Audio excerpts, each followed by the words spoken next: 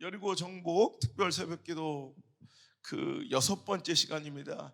7가지 기적 중에 이제 6번째 기적이죠. 우리가 너무나도 잘 아는 바 그 기적, 바로 실로암. 눈먼 자가 실로암 연못 가운데 눈을 뜨는 그 기적이 오늘 드디어 펼쳐지게 된다는 것입니다.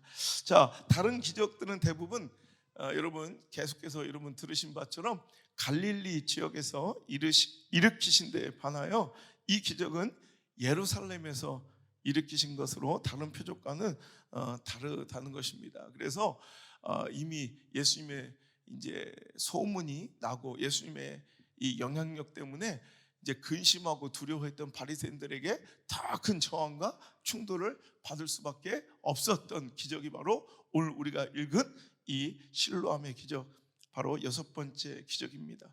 오늘 이 본문의 말씀 가지고 의심을 확신으로 바꾸는 기적을 경험하라, 의심을 확신으로 바꾸는 기적을 경험하라 하는 제목으로 하는 말씀을 증거토록 하겠습니다. 여러분, 예수께서 길을 가실 때 날 때부터 맹인된 사람을 보신 거예요.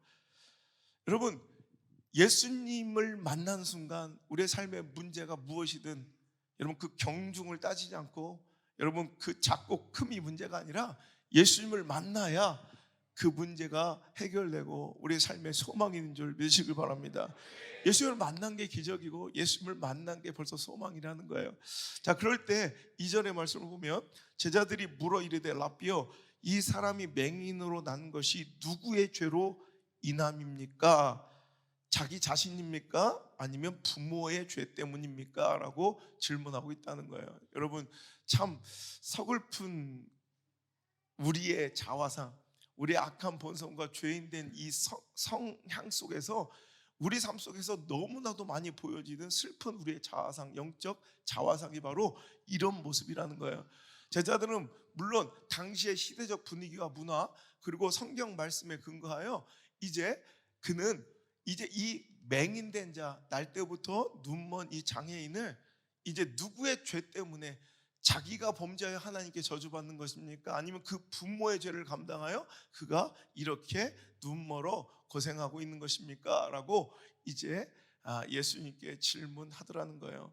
여러분, 우리가 혹시 다른 이의 고난과 실패와 아픔을 바라볼 때 우리가 이런 시선과 이런 시각으로 그들을 바라보고 있지는 않았는지를 한번 점검해 보시는 귀한 시간 될 수 있기를 간절히 축복합니다. 여러분, 그냥 보는 것, 제가 일전에도 설교할 때 견하지 말고 관하라라는 설교를 한 적이 있어요. 이제 보는 것, 볼견, 이건 그냥 이건 시력이에요. 시력만 있으면 얼마든지 그냥 볼 수 있는 것이 견이라면, 관은 통찰이에요. 이제 그 안에 어떤 가치와 그 이면과 내면의 여러 가지 이런 상황을 이해할 수 있는 이런 능력이 바로 관이라는 거예요. 그래서 볼견, 보기만 할 수 있다면, 시력이 있다면, 혹은 시선과 시각의 차이밖에 없어요. 그러니까 내가 보느냐, 시력, 볼 수 있느냐 없느냐, 혹은 시각, 어떤 각도로 보느냐, 요 차이예요. 그래서 코끼리 한 마리를 봐도 여러분, 코끼리를 보았다, 시선이에요. 시력, 코끼리 볼 수 있는 거예요.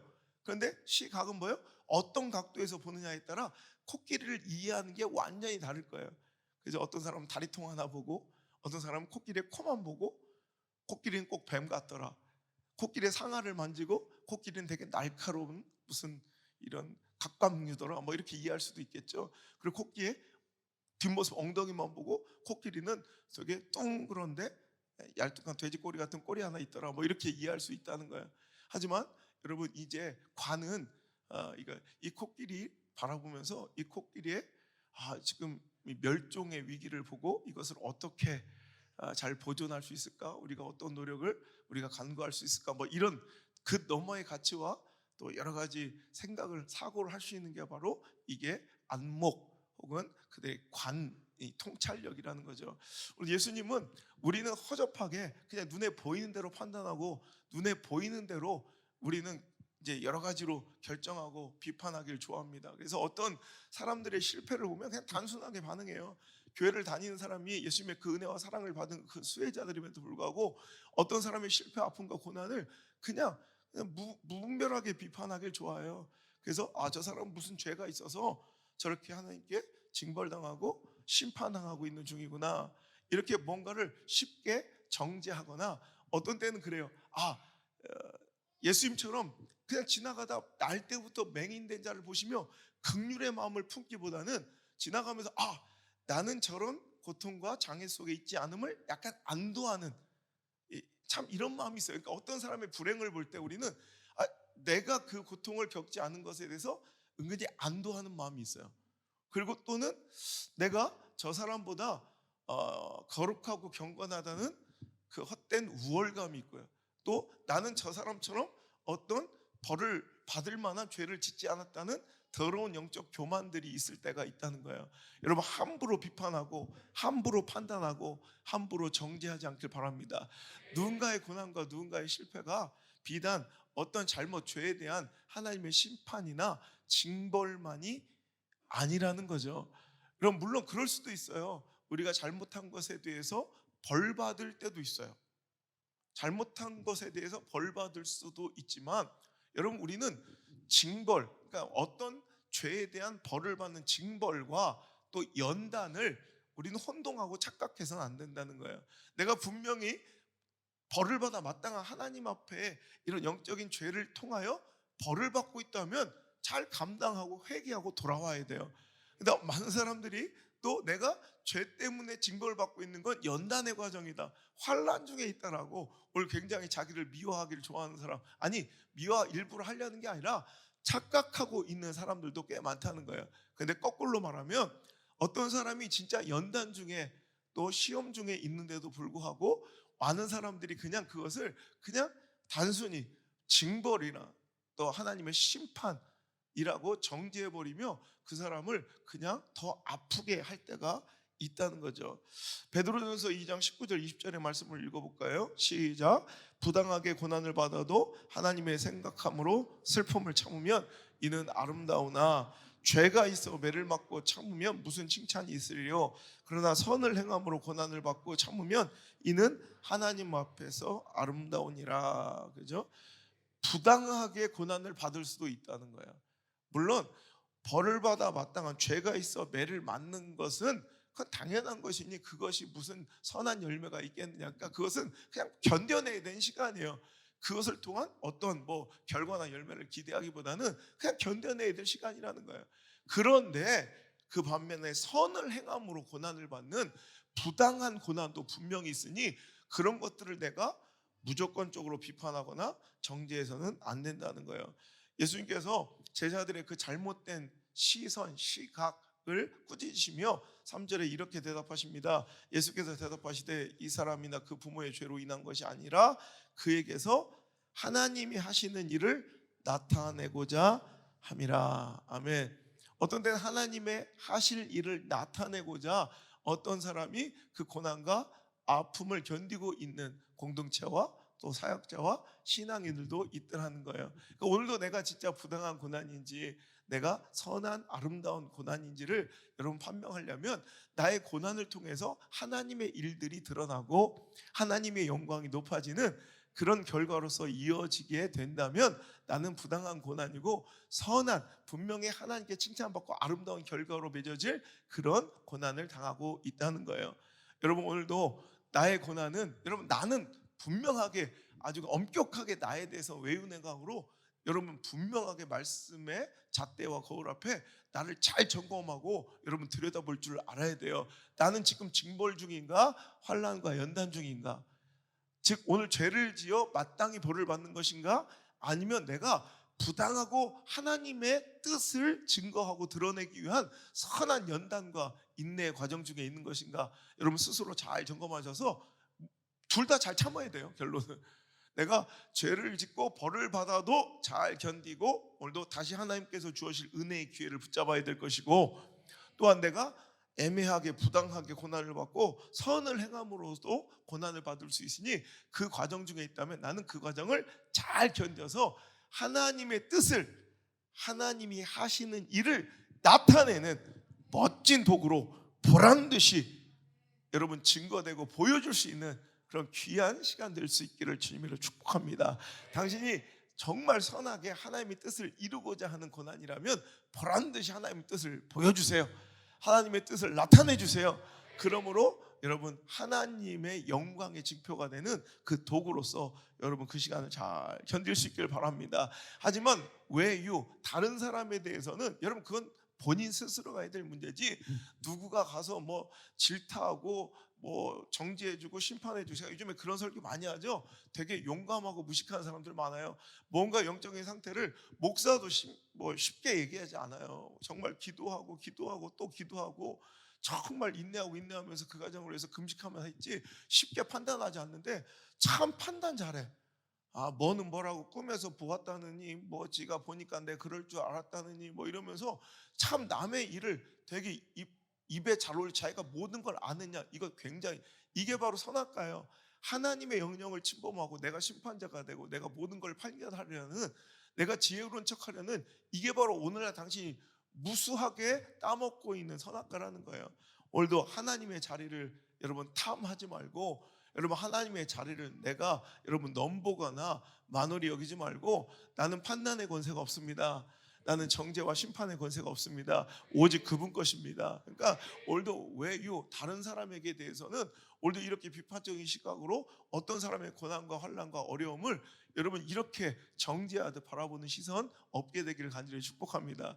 저희가 아버지가요, 아직도 아버지가 별로 뭐 이렇게 성품상 뭐 이렇게 뭘 표현하고 뭐 이렇게 가슴에 쌓아둔 스타일이 아니신데, 우리 아버지가 지금도 되게 막 분노하고 속상해하는 일이 있어요. 그게 뭐냐면 아버지가 이제 교회 건축을 많이 하실 때, 여러분 교회 건축은 그냥 되는 게 아니에요. 저도 진짜 막 온 진짜 몸을 애간장을 다 태우고 정말 내 모든 고열을 진짜 흘려 바쳐야 진 이겨야 여러분 성전이 세워지지. 여러분 우리 아직은 우리 교회가 신생에서 뭐 얼마 안 되는 교회고, 여러분 이 중엔 대다수는 교회 건축하고 이게 부흥하는 가운데 어떠한 헌신이나 희생도 거의 없는 분들이 여기 많잖아요. 근데 여러분 진짜 교회가 세워져서 제가 5번 건축을 하려면 여러분 진짜 저 자신을 다 녹여드린 거예요. 얼마나 힘든 일이 많은지 제가 우리 아버지 사역을 이해하게 되는 거예요. 아버지가 평생에 교회 한 10개를 세우셨는데 그때마다 편안했던 평탄했던 계획대로 돌아갔던 이런 건축이 하나도 없어요. 그러니까 그때마다 항상 여러분 마귀는 자기의 영토와 영역을 뺏기는 성전 건축과 전도의 작업은, 선교의 작업은 절대로 가만두지 않아요. 왜냐하면 자기 영역을 뺏기는 거예요. 교회도 이 어둠의 땅, 이 죽음의 땅에 주님의 몸 대신 성전이 세워지는 것도 자기 영토를 뺏기는 것이고, 전도, 선교도 오늘도 자기가 정복하고 통치하고 있었던 그 영혼을 빼앗기는 일이기 때문에 절대로 마귀는 가만히 있지 않아요. 근데 선교하는데 가만히 있다, 여러분 전도하는데 아무 일도 안 해, 이러면 당신이 거의 위협의 대상이 되지 않는, 그냥 해라. 어떤 데는 막 건축하고 있는데 마귀가 와서 막 건축금 감사원금 내주고 가는 교회가 있어요. 전혀 위협의 존재가 되지 않는 교회. 여러분 이건 실은 하나님의 능력이 거하시지 않는 교회예요. 진짜 주님의 몸되인 성전이 지어지면 여러분 세례가 이루어지면 전도가 이루어지면 쌩 난리가 나야 돼요. 난리가. 왜냐하면 마귀가 가만히 있겠어요? 그러니까 계속 충돌과 어려움 속에서 아버지가 결국에는 뭐 눈이 한쪽이 머셨어요. 그런데 그때 우리 아버지하고 이제 되게 라이벌 의식을 굉장히 갖고 있는, 우리 아버지는 아니신데 그 한 분이 그 시골에서 굉장히 괜히 자기 혼자 그냥 열등감에 사로잡혀서 괜히 라이벌 의식을 갖고 있는 한 목사님 계셨어요. 근데 이번 교회가 건축이 이렇게 되는데 자기는 막 그게 시기가 되는 거야. 자기 아들들은 다 목사 될 거고 신학교 가는데 뭐 저는 뭐 공부 잘, 저는 뭐 그냥 목사 될 거라고 생각 안 했으니까, 그러니까 자기는 더 멋진 이런 목회를 통해서 자식들이 이렇게 더 잘 되고 뭐 목회자가 될 거라고 막 이렇게 하는데, 이제 이런 라이벌 의식 속에 교회가 이제 아버지가 건축하신 교회가 그중에 가장 큰 교회가 이렇게 되자 엄청 이렇게 뭔가 라이벌 의식과 배가 아프셨나 봐요. 그래봤자 시골에 조그만 교회들인데 꼭 그래, 우리 인생이 그래. 여기에서 온남이냐 온양이냐 그게 뭔 차예요? 근데 여기선 그런 거 있어요. 저 온남이 강남이래. 남창 천변 이쪽으로 학군이 몰려, 8학군. 야, 정확하게 말해줄게. 2.3학군이야 여기는. 그냥 네, 울분이 차서 내가, 야, 온양이냐 온남이냐 뭔 차이냐. 근데 그따위 소리 하고 앉아있더라고. 내가 기가 차서.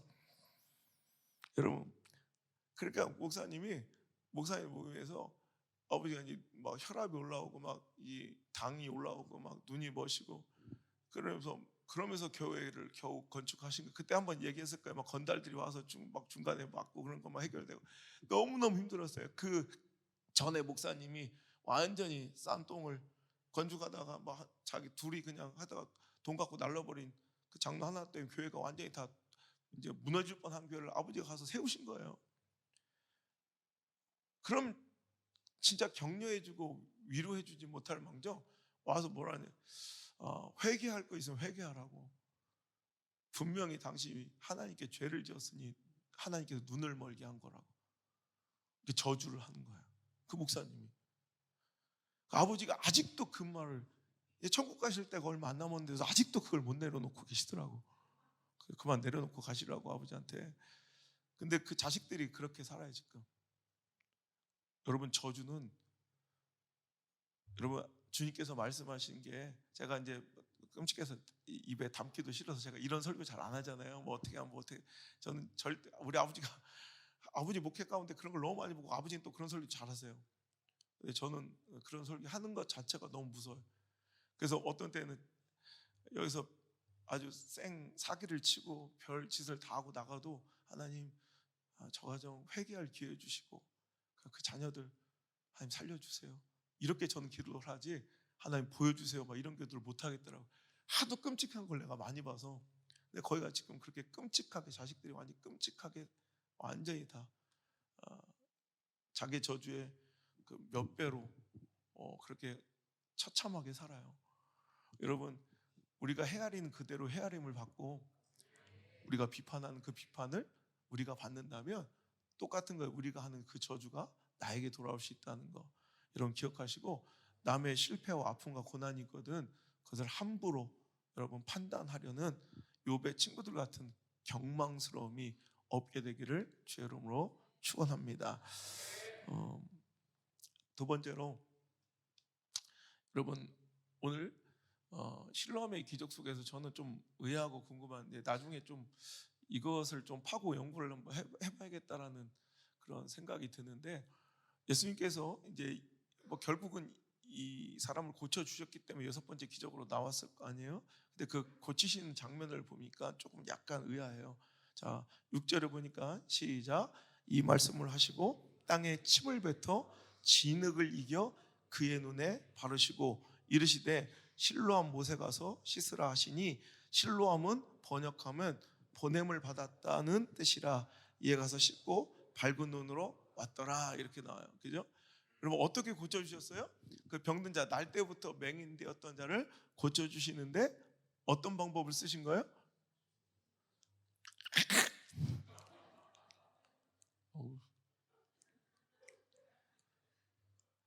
왜 그러셨을까?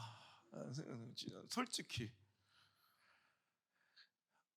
여러분, 혈류증 걸린 12년 혈류증 걸린 여인 그냥 얼마 우아해.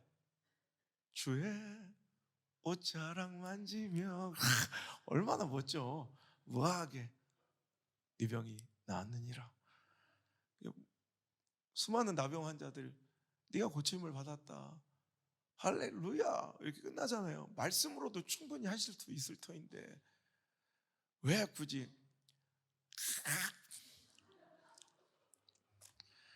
약간 내 스타일이긴 해. 근데 이런 기적이 좀 있어요. 그럼 보여줄까요? 좀 약간 더러운 기적들. 마가복음 한번 봐봐요. 성경 한번 찾아봐요. 갑자기 마가복음, 여러분 찾게 되시죠? 7장. 마가복음 7장 보면 귀머거리, 또 이렇게 이렇게 더듬 말 잘 못하는 벙어리를 고치시는 장면이 나와요. 마가복음 7장입니다. 찾았어요? 마가복음 7장 32절, 33절, 32절 좀 봐봐요. 32절. 자, 화면 좀 띄워줘요. 내가 성경. 자, 32절, 마가복음 7장 32절 시작. 사람들이 말도 없는 자를 데리고 예수께 나와 안수하여 주시기를 간구하거늘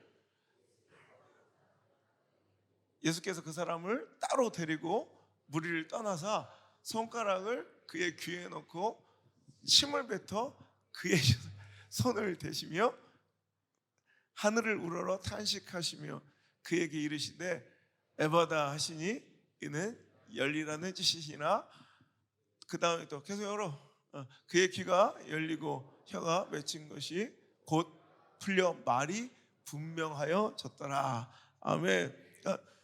말 잘 못하고 귀 먹은 자를 데리고 와서 안수 좀 해달라고 해요. 오늘 내가 그렇게 좀 하려고 그래. 오늘 진짜 기적을 원하는 사람 나오세요. 네. 그래서 한번 싫어하잖아. 예수님 치면 괜찮겠어요? 그럼 감사해요. 근데 하여튼 그랬더니 귀가 먹고 말 잘 못하는 사람이 있었대요. 그랬더니 그냥 열려라 에바다 그럼 되시지. 따로 불러서 물론 사람들이 이런 반응 때문에 이럴 것 같으니까 따로 불러내서 내가 여기서 할게요. 여기서 한 명씩 한 명씩 들어와요. 그랬더니 귀가 안 들리니까 귀에다가 이렇게 손가락을 탁 쑤셔놓고 침을 탁 뱉어서 혀에다가 침을 뱉어서 혀 내밀라고 해서 혀를 혀 안수. 안수니까 안설? 안설. 혹시 좀 내가 언변이 좀 부족하고 내가 말하는데 약간 이렇게 실수가 많다 하시면 오늘 오세요. 안설 해드립니다. 안설. 뭐 이러면 좋겠어요? 또 재밌는 또 그 다음에 또 맹이 고치는 사람이 또 있어요. 자, 8장 한 장만 넘겨요. 8장 이번에 한 23절 이렇게 보세요. 22절 23절. 자, 마가복음 8장 한 장만 넘겨서 자, 22절 23절 자 읽겠습니다. 22절 시작.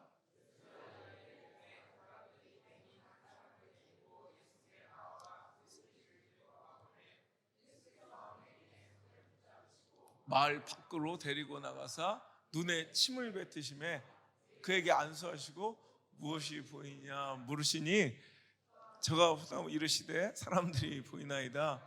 나무 같은 것들이 걸어가는 것을 보나이다 하거늘. 자 이렇게 이번엔 또 한 맹인을 고쳐달라고 이렇게 손은 한 번만 대달라고 이렇게 하니까 또 그 친구를 또 바깥으로 데리고 나가서 이번에는 눈이 안 보니까 눈에다 침을 펴 뱉어. 안수. 오늘 여러분 내 눈이 좀 침침하고 좀 그러신 분들 오시면 바깥으로 위생상 바깥으로 내가서 침을 실컷 막 뱉어드린다면 그리고 오늘도 그래요. 이번에 날 때부터 맹인된 자를 침을 펴면서 뭐 진흙을 이겨서 그러니까 예수님은 왜 이렇게 침을 좋아하실까? 여기서 우리는 예수님의 침 성분은 무엇일까? 침이 미치는 효과 뭐 이렇게 하면 안 되죠. 그냥 우린 이해가 안 돼. 이해 안 되는 게 맞는 것 같아. 우리가 그분을 믿으니 그냥 그분의 방식대로 침을 어떤 때는 침을 그냥 뱉으시고 아니 이게 솔루션이면 마가복음 8장의 맹인도 진흙을 침을 이렇게 이기셔서 했어야 되는데 또 그 친구한테는 그냥 침만 뱉어. 그리고 또 요한복음의 이 실로암은 또 침을 진흙하고 진이겨. 또 귀머거리 벙어리는 또 침을 또 혀를 또 잡아. 여러분 뭐 이해 안 되는 것들이 딱 아니 오병이어처럼 멋지게 그냥 간단하게 해결할 수도 있잖아요. 그죠? 여러분 물이 포도주로 바뀐 것처럼 그냥 그렇게 하실 수 있잖아요. 근데 어떤 때는 하나님께서 이렇게 우리 가운데 역사하실 때가 있다는 거예요. 우리는 그냥 때론 이해 안 되고 복잡한 과정으로 역사하시는 하나님을 만날 때도 우린 그리해야 된다는 거예요. 어떤 데는 굉장히 쉬운 방법으로 간단하고 명료하게 역사하시는 그냥 한 번의 초자연적 초월적 역사를 보여줄 때도 있지만 그 과정 일련의 과정이 굉장히 복잡하고 어떤 때는 치욕스럽고 힘들고 이해 안 되는 부담스럽고 버거운 순종을 요구하실 때 있어도 우린 그것을 감당할 준비를 해야 기적은 일어난다는 거예요. 침을 진흙에 짓이겨 바르시고 가서 실로암에 가서 스스로 씻고 오래요. 이날은 여러분 뒤에 안식일 논쟁이 벌어지면 결국엔 이 친구는 안식일에 노동했다는 거예요. 실로암까지 걸어갔기 때문에 노동으로 치고 또 의료의 행위를 스스로 했기 때문에 예수님도 그렇지만 이 사람도 출교당해요. 여기 뒤에 이제 말씀 읽어보시면 이때부터는 이미 예루살렘에 예수님의 소문이 확산되고 이제 위기의식을 느꼈던 제사장과 바리새인들이 이미 이제 예수를 믿는 자들은 다 출교시키기로 결의를 한 상태예요. 그러니까 그 맹인된 내 아들이 태어날 때부터 맹인이었던 그 아들이 눈이 뜨게 열리게 되었는데도 불구하고 그 부모들이 무서워서 예수님을 증거하고 자랑하지 못하고 너는 모르니까 걔가 성인이니까 그냥 그 친구한테 그러니까 자기도 무서워서 발뺌할 정도였으면 이제 이 친구가 실로암 연못까지 걸어가서 여러분 눈을 스스로 씻고 오는 건 굉장한 모험이고 어려운 결단이에요. 그죠? 확실한 믿음이 없이 여러분 눈이 보이지 않는 자가 여러분 자기가 매일 걸어 다니는 그 길을 통로는 이제 외워서 몇 걸음 몇 걸음으로 이해하고 외워서 좀 안전하게 갈 수 있을지 모르겠지만 여러분 그 실로암 연못으로 내려가는 그 길이 쉬웠겠냐는 거예요. 지금 눈이 안 보이는 상태예요. 거기서 여러분 연못을 찾아 그 물가운데로 물가로 가서 여러분 얼마나 위험하고 얼마나 여러분 어려운 일이에요. 거기다가 지금 안식일이라는 이런 논쟁 뒤에 벌어지겠지만 이건 굉장히 또 신앙적으로도 사람들에게 엄청난 비난을 사람에게 구걸하여 먹고 사는 이 사람이었다고 네가 맹인데 옆에 항상 구걸하던 그 사람 아니냐까 그 사람 같기도 한데 아닐 거예요. 비슷하게 생겼는데 막 이런 논쟁이 뒤에 벌어진다고 그러니까 그 사람 구걸했던 사람들에게 의지해서 살았던 그가 만약에 이런 문제에 논란과 논쟁에 휘말리면 결국엔 그 사람들의 동정도 못 받아 먹고 살 길이 막혀버릴 수 있는 굉장히 두려운 여러분 사람들도 신경 써야 되죠. 어려운 떠듬떠듬 그 길을 찾아가야 되죠. 위험하죠. 근데 예수님은 왜 이 사람한테만큼은 이렇게 복잡하고 어렵고 위험한 순종을 그 일련의 과정을 통해서 기적을 베푸실까? 알겠어요? 몰라요. 성경 어디에도 그 이유와 근거가 나타나지 않아요. 여러분 늘 여러분 말씀드리지만 그게 믿음인 거예요. 그게 믿음인 거예요. 몰라. 어떤 때는 제가 그래요. 어떤 분한테 뭐 상담하다가 뭐 A를 할까요 말까요? 근데 내가 그거는 안 했으면 좋겠어요. 뭐 이건 신앙적인 문제도 아니야. 근데 되게 찝찝하고 안 좋아. 근데 어떤 똑같은 문제를 어떤 사람한테는 해도 돼요 이래. 그럼 목사님 왜 어떤 사람한테 A 해도 되고 왜 나한테 A 하지 말라고 합니까? 몰라요. 그럼 전 굉장히 이치적이고 합리적이고 논리적인 사람이에요. 그럼 오히려 그런 딱 매뉴얼대로 목회하라면 진짜 그거보다 쉬운 게 없어요. 목회보다 쉬운 게. 이건 몇 점 몇 장으로 이렇게 하면 안 돼요. 이렇게 해주면 얼마나 좋아. 그래서 어떤 때는 이상하게 하나님께서 그 발걸음을 멈추라 할 때가 있고요. 어떤 때는 정말 가기 싫은 그 발걸음을 떼어 그대로 실로암으로 보내실 때가 있더라는 거예요. 여러분 실로암 보내심을 받았다는 그 이름의 뜻처럼 그 친구는 정말 떠듬떠듬 불안하고 두려움 가운데 그냥 믿고 간 거예요. 사람들의 손가락질가 너 주일인데 안식일. 지금도 여러분 예루살렘 가보면 꼭 아는 것처럼 얘기해서 미안해. 저도 내년에 같이 갈 거예요. 처음 가보는데 예루살렘 아직도 가면 정통 보수 율법주의자들이 아직도 바리새인들이 있어요. 절대 여러분 이 주일날 안식일날은 거기는 안식일은 토요일이지만 거기는요 이제 안식일에는 택시 안 다녀요.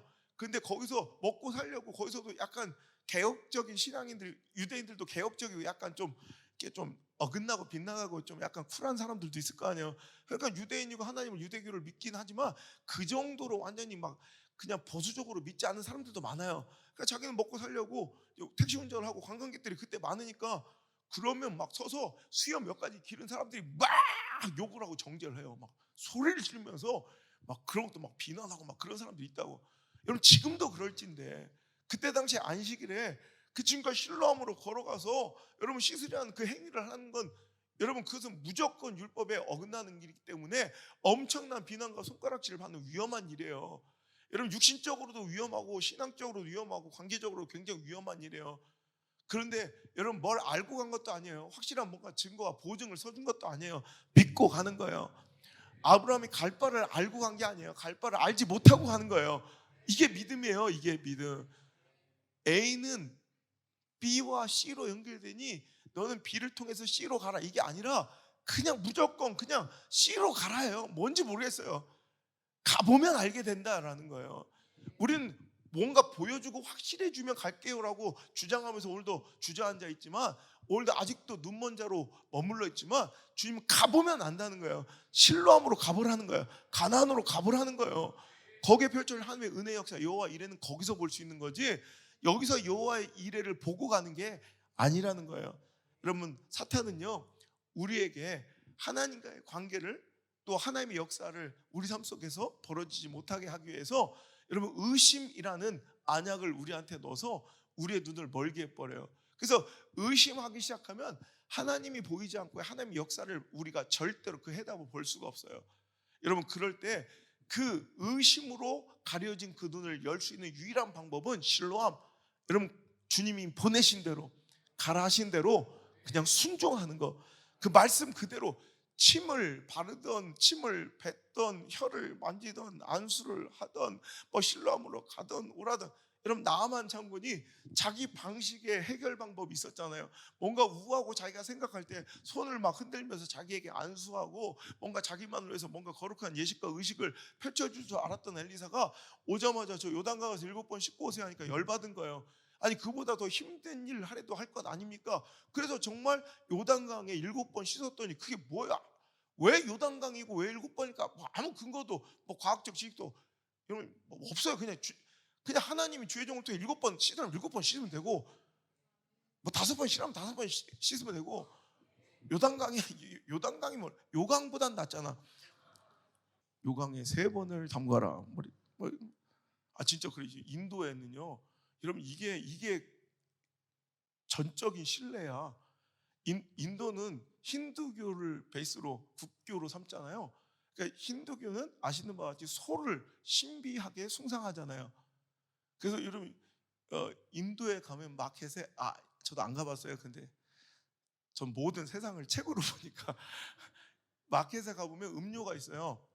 음료 중에 우유보다도 더 비싸게, 한 3배 더 비싸게 팔리는, 아주 인기리에 팔리는, 굉장히 이렇게 약간 뭔가 애플 주스 같은, 오렌지 주스 같은 이런 병이 있단 말이에요. 함부로 사 먹으면 안 돼. 그거 소오줌이야. 그게 되게 비싸게 팔려요. 최고의 음료수로. 소오줌을 먹으면, 진짜요. 그게 그냥 어떤 특성, 어떤 막 저 시골 마을에서 벌어진 일이 아니라 그냥 어디나, 그냥 마트에서 그냥 재고 많이 있는 거의 노란 병이 많아요. 환타처럼 조심해야 돼. 진짜 소오줌 그냥 받은 거예요. 그래서 그 소오줌을 그냥 이렇게 한번 인도 소오줌 음료 이렇게 쳐봐요. 자판기처럼 소가 이렇게 서 있어. 싸는데 그대로 진짜 이렇게 뒤에 서서 이렇게 받아 먹는 사람들이 있다니까. 그 오줌을, 그걸 병치료나 모든 복이 있다고 생각하고 소오줌 받아 먹는 사람도 있어요. 소를 신성하게 여기니. 말도 안 돼. 그건 잘못된 예지만 우린 예수님을 믿으니, 하나님을 믿으니 그분이 하시는 대로, 여러분 여기서 기적은 벌어지는 거예요. 그가 무엇이라 하시든 그 말씀대로 하라 할 때 밍밍한 내 인생이 활력 있는 멋진 잔치자로 변하는 포도주가 되는 것처럼, 오늘도 여러분 어떤 하나님의 말씀과 하나님의 과정과 어떠한 방법이든 여러분 하나님의 방법대로, 하나님의 역사하심대로, 하나님의 말씀대로 순종해야 그 의심 가득했던 내 눈이 확신으로 바뀌는 진짜 실로암, 눈이 열리는 기적이 일어나게 될 줄 믿습니다. 옛날에요, 스페인의 한 산지에 수십 가정이 모여 사는 이런 마을이 있었다고 합니다. 거기는 이 포도의 산지이기 때문에 그 사람들은 이제 고급 포도주를 만드는 업에 종사하는 수십 가정이 다 포도밭을 하면서 일구면서 살아가는 이제 수십 가정이 모여 있는 이제 그 산지에 마을이 있는 거예요. 거기서 이제 포도를 수확하여 와인으로 만들어 되파는 이런 이제 그런 모든 것이 이제 그 포도밭에 자기들의 이제 생이 달려 있는 이런 수십 가정이 사는 마을에 어느 날 원인 모를 화재가 나서 그 마을 전체 모든 포도밭을 다 태워버린 거예요. 지금 얼마 전 강릉에도 산불 나서 막 엄청난 피해가 있었죠. 그래서 완전히 다 잿더미가 돼버려서 그들은 갑자기 알거지가 되고, 이것을 다시 일구고, 이런 포도가 바로 심가 바로 나는 게 아니잖아요. 그러니까 그럼 그 사람들 모든 생애 기반을 잃어버리는 그 사람들은 도대체 어디서 불씨가 튄 거냐, 누구의 잘못이냐, 실화냐 방화냐, 막 그 CCTV를 가리기 시작하고 책임을 전가하기 시작하고, 이 분노와 원망이 막 사무쳐서 하나님을 원망하고 하늘을 향해 막 이제 불평과 원망과 저주를 쏟아내기 시작하며, 결국 여기서 먹고 살 것이 없어진 모든 가정들이 이제 다 이제 마을을 떠나갈 때, 한 가정, 한 농가가, 그 농부가 그 전주에 목사님 말씀이 기억이 나는 거야. 그때 그 전주에 해필 말씀이, 어떠한 시련과 환란이 와도 절대로 불평하고 원망하지 말고 감사하며 인내할 때 하나님께서는 당신의 그 고난과 환란을 기적으로, 축복으로 바꿔주실 것입니다. 이게 설교였대요. 다른 사람들은 상황만 보고 열받아서 하나님 원망하고 시대를, 상황을 불평하며 상황만 보고 떠나갔는데, 그 한 사람은 말씀을 기억한 거야. 그래서 말씀대로 계속 감사하며 다 불타버린, 그럼 거기서 뭐가 나올 거예요. 그런데도 나는 하나님의 뜻을 알 때까지 하나님을 감사하고 찬양하리다. 그러면서 다른 사람 다 떠난, 이 자기밖에 안 남은 그 모든 포도와 이제 다 타버린 그 포도밭을 잘 정리하며 이제 하나하나 다시 뭔가를 시작하려고, 뭐 하나님 뜻대로 지금부터 뭘 해도 어떻게 먹고 살지 막막하지만 그래도 하나하나 밭을 정리하고 있었을 때, 갑자기 어느 날 이렇게 불타버린 걸 다 걷어내야 다시 뭔가를 심을 수 있으니까 막 걷어내고 있는데, 갑자기 밭 한가운데 뭔가 반짝하는 거야. 그래서 가서 이렇게 봤더니 은이야, 은. 그 포도밭, 포도산지에 바로 뒤에 산이 하나 있었는데, 알고 보니까 거기가 은맥이, 엄청난 은맥이 흐르는 은광산이었던 거야. 아무도 몰랐는데 그 큰 화재로 그 은맥이 녹아내려 은맥이 흐른 거예요. 그래가지고 그것을 발견한 그 농부는 그때부터 은을 채굴하기 시작했고, 매년 포도 농사로 인해서 버는 돈의 수백 배를 매년 벌며 행복하게 잘 살았다는 거예요. 오늘 물질의 축복을 원하시는 분들, 안수 받으러 나오실 때 오늘은 침으로 이런 거예요. 이렇게 조금 약간 내 방식대로, 내가 원하는 대로 복이 왔으면 좋겠죠. 오늘은 제가 특별히 가래침을 모았으니 이러면 좀 싫잖아요. 여러분, 무슨 얘기지만 여러분 인생에 내가 원하는 루트와 원하는 방식과 모양의 축복이 있을 거예요. 근데 그렇게 안 올 수도 있다는 거예요. 때로는 침처럼, 때로는 이해 못할 그 진흙을 짓이겨 바르는 수치스러움처럼, 때로는 모멸감처럼, 너무나도 버거운 그 힐러움까지 걸어가는 정말로 인내의 과정처럼 더디고 이해 안 되고 부담스럽고 더럽고 좀 처참하게 하나님이 주신 그 복을 맞이해야 될 때도 있을 수 있다는 거예요. 그래도 그것을 잘 감당하시고 인내하시고, 여러분 그것을 여러분 꼭 맞이하시는 저 여러분 되시길 주 여러분 축복합니다. 여러분, 마지막으로 오늘 실로암 통해서 우리가 얻을 수 있는 교훈은 누가 진짜 맹인인가라는 거예요. 이 사람이 눈을 떴을 때 오히려 분노하고 달려들어 그 부모까지 불러다가, 여러분 이 평생 눈을 뜨지 못하고 살아왔던 이 장애인이 눈을 뜨게 되고 새 삶을 살아간 걸 축복하고 축하하고 환영하고 기뻐해야 될, 여러분 인간적으로 그래야 될 거 아니에요. 근데 제사장들, 장로들, 바리새인들은 그를 둘러진 채 완전히 그를 취조하듯 막 그를 몰아붙이며, 너 누가 이렇게 했어? 너 예수 믿어? 저는 아주 잘 몰라요. 그냥 왔는데 누가 진리가 발려줘서 나 그분이 누군지도 몰랐어요. 결국엔 그를 출교시켜버리고 쫓겨나는 거예요. 여러분, 오히려 그들은 자기 이익과 자기 관계와 자기 교만과 자기가 여러분 필요로 하는 여러분 권력과 종교적 여러 가지 유익들, 이런 것들 때문에 눈앞에 있는 예수님을 보지 못하는 그 바리새인들이야말로, 그 제사장 종교 지도자들이야말로 진짜 불행한 불쌍한 눈먼 자들이 아닌가. 여러분, 결국에는 여러분 이 사람은 예수님이 그가 사람들이 쫓겨났다는, 그 사람을 쫓아냈다는 말을 들으시고 그를 은밀히 또 찾아가서 만나주세요. 그러자 내가 38절 내가 주를 믿나이다. 여러분, 평생 눈먼 자로 살아오며 불쌍하고 불행한 인생 산 것 같지만 그는 결국 그냥 육신의 눈만 열리고 뜬 것이 아니라 그냥 시각장애인의 삶만 청산한 것이 아니라 여러분 육신의 눈이 열리며 그는 뭘 본 거예요? 메시아, 살아계신 하나님의 아들 주님을 만난 거예요. 여러분 오늘 우리는 여러분 눈 멀쩡히 뜨고 살아가면서 정말 내 삶 중에 역사하시는 하나님을 못 보는 사람들, 예수님을 못 보는 사람들이 얼마나 많아요. 제가 일전에 얘기했죠. 우리 한국에서 기독교 역사상 처음일 거라고. 시각장애인들 여러분 1000명, 2000명을 모아놓고 집회한, 여러분 그때가 제 목회 인생에 가장 또 보람 있는 그런 작업 중에 하나예요. 그때도 진짜 몇 천만 원을 제가 써가지고 그 집회를 열었는데 그분들의 비용을 대드리고 그분들이 모아서 다른 거 없었어요. 그날 전도 집회였어요. 전도의 열정을 불러일으키는 시각장애인들이 전국에서 몰려오신 거예요. 그 보호자까지 2000명 넘는 사람들이, 여러분 우리가 식사까지 다 대접하고 모든 차량까지 다 제공해서 그 보호자들 것까지 그리고 와가지고 여러분 전도의 구령의 열정을 불지피고 가는 거예요. 여러분 잘 먹고 잘 살게 해달라는 것이 아니라 뭐 기적이 일어나서 눈을 열게 하는 신유 집회가 아니라 전도 그 심장, 내가 영혼 구원의 그 열정의 심장이 뛰게 해달라고 청하셔서 집회가 이루어진 거예요. 그날 모든 주제는, 말씀의 주제는 다 전도였어요. 그들이 하는 얘기가 우리는 육신에 눈 멀어서 평생 살아봤자 80년 이렇게 깝깝하게 살면 그만이지만 저렇게 멀쩡하게 눈 멀쩡하게 뜨고 다니는 저 사람들이 더 불쌍해 죽겠대. 우리는 예수님을 만나고 예수님을 봤잖아요. 예수님이 길이고 진리고 생명이며 천국 가는 길을 우리는 봤는데 육신의 눈은 없고 나는 눈먼 장애인이지만 나는 영원히 사는 길을 본 사람이다 이거야. 그 당당함이 대단하대요.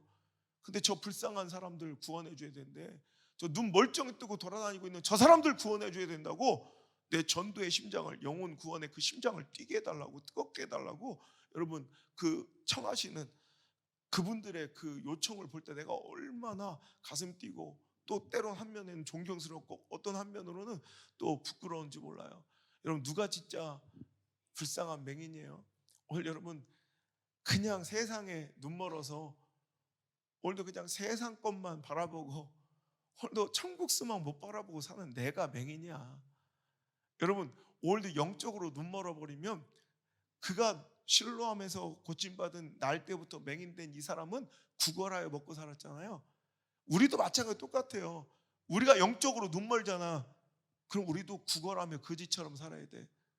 우리가 영적으로 눈 멀면요, 우리가 영혼의 눈이 멀어버리면 세상한테 사람한테 끼웃거리며 구걸해서 먹고 살려고 해요. 하지만 여러분 영혼의 눈을 뜨면 천국 소망 바라보고 당당하게 하나님 바라보며 살아요. 이런 구질구질 교회 다니면서 예수 믿지 않는 사람들 내가 설교했잖아요.